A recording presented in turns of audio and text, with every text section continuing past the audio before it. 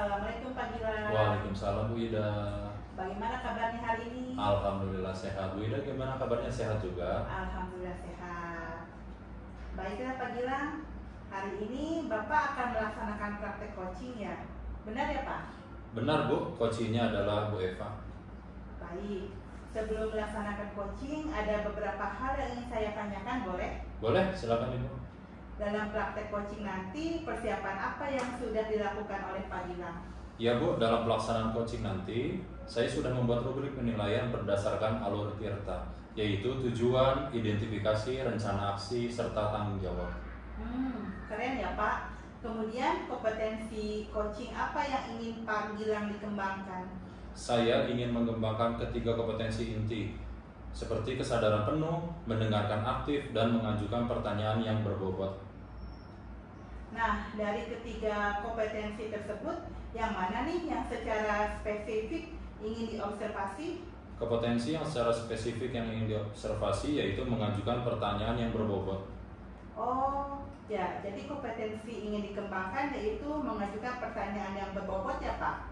Lalu indikator tercapaiannya seperti apa Pak Gilang? Indikator pencapaian mengajukan pertanyaan berbobot adalah menggunakan struktur kalimat terbuka sehingga membuat Bu Eva harus menjawab sambil berpikir sehingga muncul ide-ide yang belum terpikirkan sebelumnya untuk menemukan solusi pemecahan permasalahannya sendiri. Luar biasa Pak Gilang. Baiklah Pak, saya rasa cukup pertanyaan dari saya ya Pak. Mangga biar dimulai praktik coachingnya Bapak bersama Bu Eva. Terima kasih Bu Ida. Izin saya akan memanggilkan Bu Eva-nya. Mangga Bapak silakan. Assalamualaikum Pak Gilang, Bu Ida. Waalaikumsalam warahmatullahi wabarakatuh. Silakan duduk Bu Eva. Ya, terima kasih Pak. Kira-kira ada yang ingin disampaikan apa pada siang hari ini Bu? Iya, gini Pak, saya ingin menyampaikan permasalahan dengan materi yang saya sampaikan Pak. Itu kan ya, saya kan berkaitan dengan guru BK ya Pak. Betul. Ya, jadi tadi Pak di kelas, gitu kan ya, saya menemukan permasalahan yang ada di kelas, gitu kan. Jadi sepertinya ini anak-anak kelas 8 ini melakukan sesuatu Pak. Melakukan sesuatu gitu kan ya, sehingga saya bingung nih Pak mau menyelesaikannya bagaimana. Oh baiklah Bu, kira-kira apa yang diharapkan Bu Eva dengan diskusi yang akan kita lakukan kali ini Bu?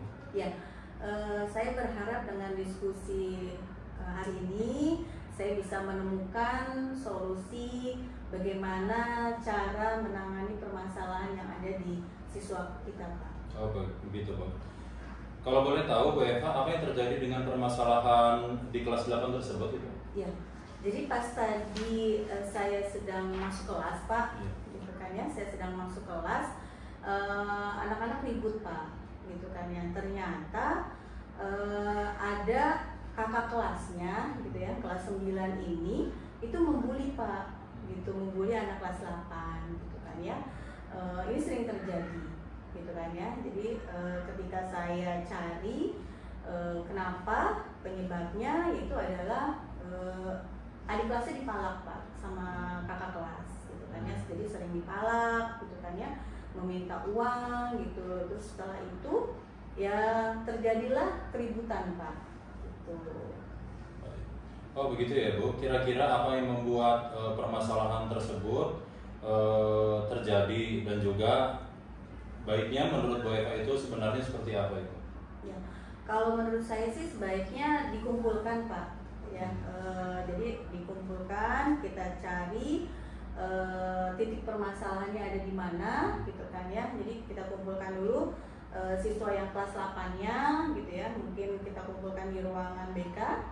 Kita cari informasi, gitu kan ya. Kita identifikasi apa sih yang terjadi sebenarnya pada siswa kelas 8 ini, sehingga siswa kelas 9 ini memalak gitu ya Pak, gitu kan, adanya pemalakan gitu.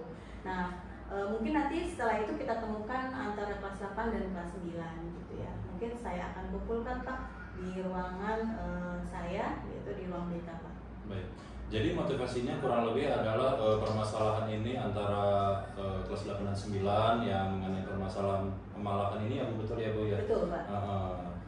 Lalu biasanya solusi atau menggunakan media apa yang Ibu lakukan untuk mengatasi permasalahan tersebut Ibu? Ya, saya sih sudah melakukan media pembelajaran Pak tentang bullying. Gitu kan ya, tentang bullying. Jadi kemarin saya sampaikan materi tentang bullying gitu kan ya. Dimana itu ada beberapa macam bullying Pak. Gitu. Jadi saya sudah tampilkan media tersebut gitu kan ya. Nah, ini tetapi masih terjadi seperti itu gitu kan ya. Dan akhirnya saya berikan tugas anak masing-masing untuk membuat video Pak.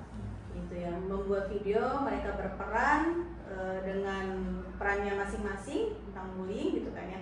Nah itu kan ada pemalakan gitu kan ya Pak, terusnya ada pelecehan seksual gitu ya, terus ya pokoknya bermacam-macam bullying Pak gitu. Jadi media yang saya sudah terapkan itu melalui PPT gitu ya Pak, video gitu kan ya, terusnya peran aktif gitu. Jadi sejauh itu sih saya sudah sampaikan seperti itu sih Pak. Oke, baik. Jadi media yang dipakai, yang digunakan tadi adalah berupa PowerPoint, lalu video ya Bu ya, mengenai perilaku bullying tersebut. Selain media-media tersebut Bu, adakah media yang lain yang digunakan oleh Ibu saat menyelesaikan permasalahan tersebut? Ya, ada Pak, yaitu adalah tadi yang saya sudah sampaikan, mereka berperan, gitu, berperan aktif gitu kan, yang berperan aktif. Ketika misalkan mereka dalam pemalakan itu seperti apa gitu kan ya. Nah itu jadi ada contoh-contoh yang memang diterapkan di kelas Pak seperti itu gitu kan ya. Jadi media yang saya gunakan ya selain video PPT yaitu ada peran aktif di dalamnya ya, mereka contoh dalam melakukan pemalakan tersebut Pak. Oke, baik.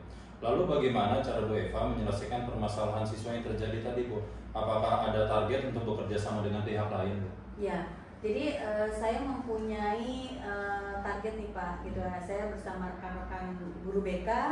Kebetulan kan ada Bu Tuti ya Pak gitu kan, terusnya ada Bu Siska, Bu Vivi gitu kan ya, terus Bu Lulu gitu kan ya. Saya berdiskusi dengan beliau gitu kan ya, ternyata kita mau mengambil sikap itu untuk bekerja sama Pak gitu kan ya, yaitu dari pihak kepolisian Pak gitu kan ya, dimana mungkin dengan kita bekerja sama dengan kepolisian gitu kan ya, nah itu ada efek jerahnya gitu kan ya, mungkin ada efek jerah terhadap siswa yang tadi Pak yang kelas 8 dengan kelas 9 gitu kan. Jadi ada efek jerah ketika terjadi pemalakan, ketika terjadi tawuran gitu kan ya, terus ketika mungkin terjadi hal-hal yang tidak diinginkan oleh siswa Pak gitu kan ya. Jadi bisa bisa menahan gitu kan ya, menjerak gitu kan ya efek dari bullying tersebut Pak gitu ya. Mungkin saya mohon sama Bapak gitu kan ya, izinnya untuk bekerja sama dengan pihak kepolisian Pak. Oke, baik. Itu ya Bu ya, target capaian yang rencananya akan Ibu lakukan ya dengan pihak lain ya.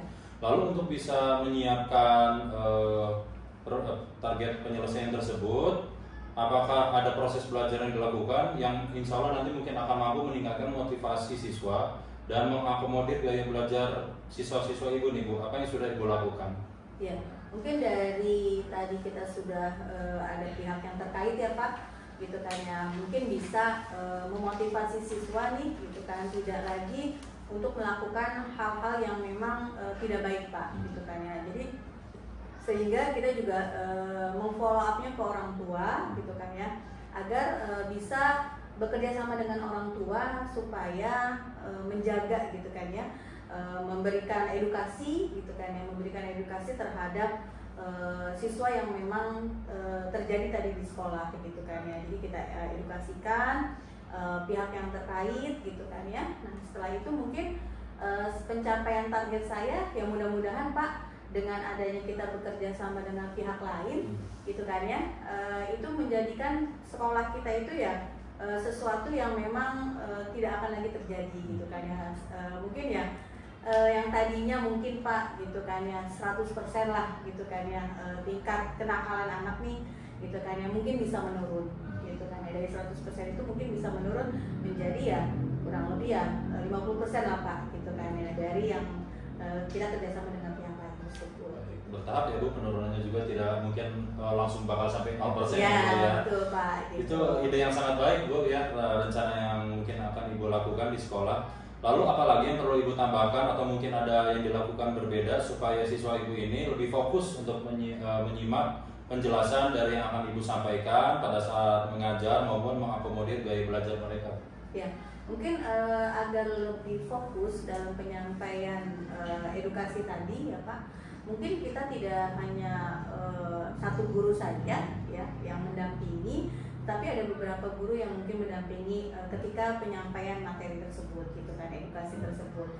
Karena ya tahu sendiri Pak, murid kita banyak ya Pak ya. Betul. Gitu kan ya, banyak, jadi harus memang berkolaborasi nih dengan wali kelas gitu kan ya, terus ya dengan guru-guru yang lain gitu kan ya, agar edukasi tersampaikan dengan baik sehingga anak fokus dan tidak lagi membuat masalah Pak.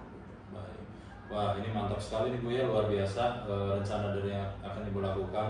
Baiklah, dari yang sudah Bu Eva sampaikan tadi, bisa tidak Bu Eva menceritakan kembali kelak apa yang akan rencana yang akan Ibu lakukan?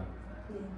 Mungkin saya akan menyampaikan rencana kedepannya Pak, gitu kan ya, di mana mungkin dalam penseleksian ya Pak, penseleksian murid baru nih, gitu kan ya, mungkin agak di press lah Pak, gitu kan ya, bisa kita tes dulu.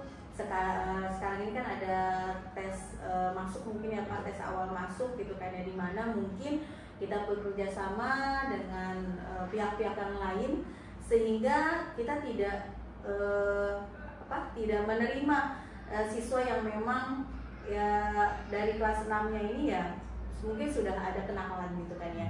Jadi bisa diprediksi lah gitu kan ya, dari pihak lain kita bekerja sama dengan hasil psikotes tersebut gitu kan ya.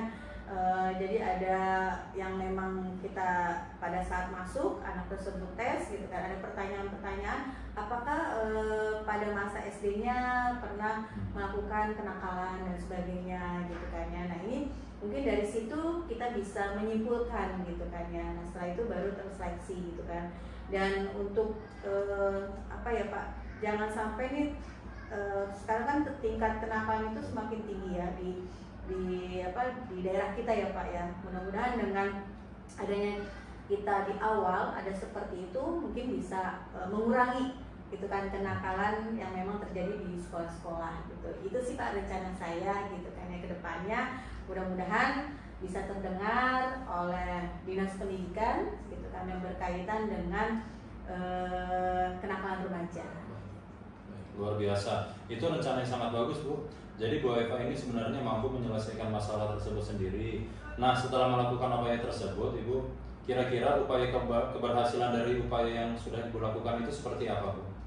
Ya, upaya dari yang saya sudah lakukan mungkin keberhasilannya ya kami sebagai pihak sekolah gitu ya merasa diuntungkan Pak.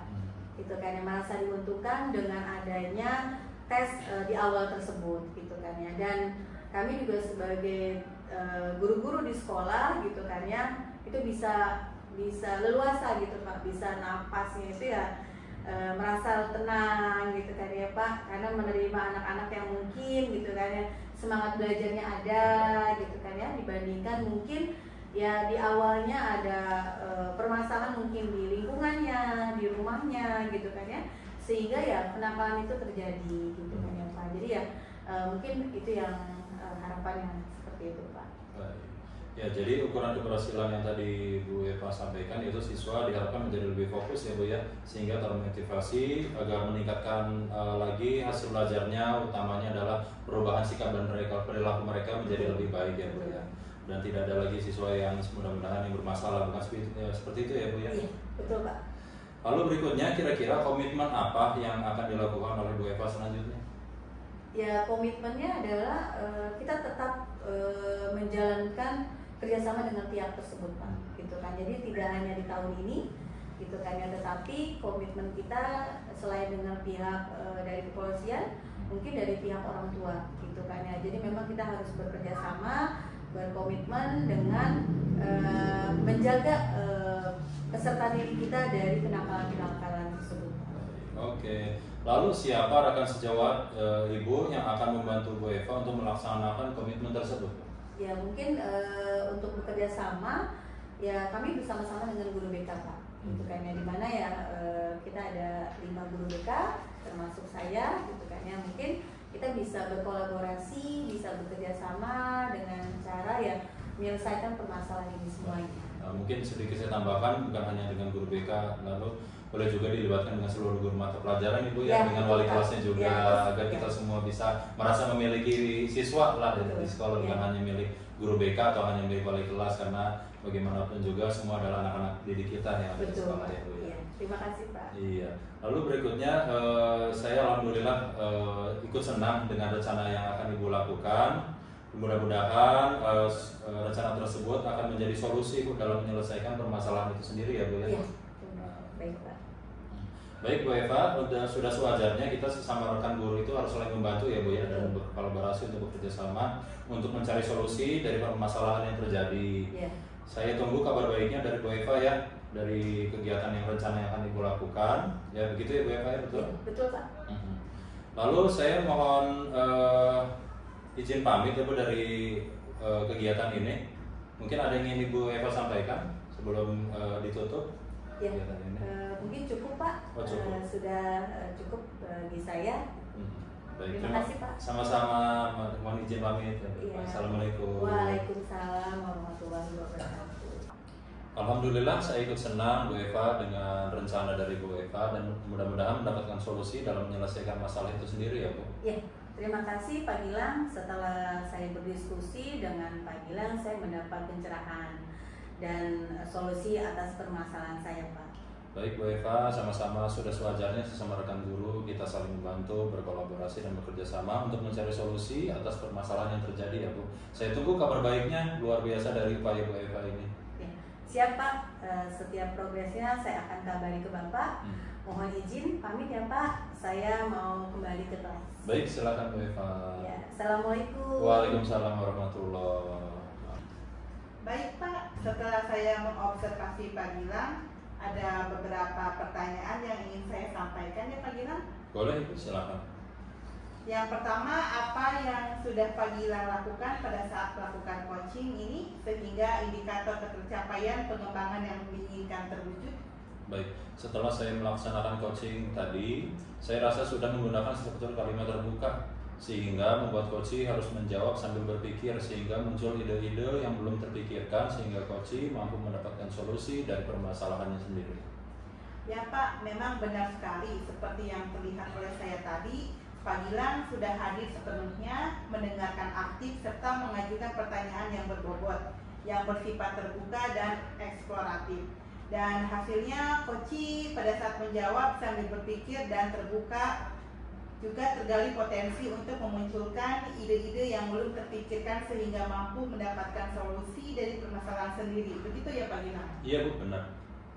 Untuk kedepannya, kompetensi apa lagi yang ingin dikembangkan berdasarkan hasil melakukan coaching yang baru saja dilakukan? Kedepannya saya ingin mengembangkan kompetensi mendengarkan aktif Bu, agar saya dalam percakapan coaching itu lebih fokus dalam pusat komunikasinya itu pada diri coach, agar saya kedepannya menghindari penilaian terhadap coach secara pribadi yang mampu menghambat kompetensi mendengarkan aktif seperti asumsi, melabel, serta asosiasi.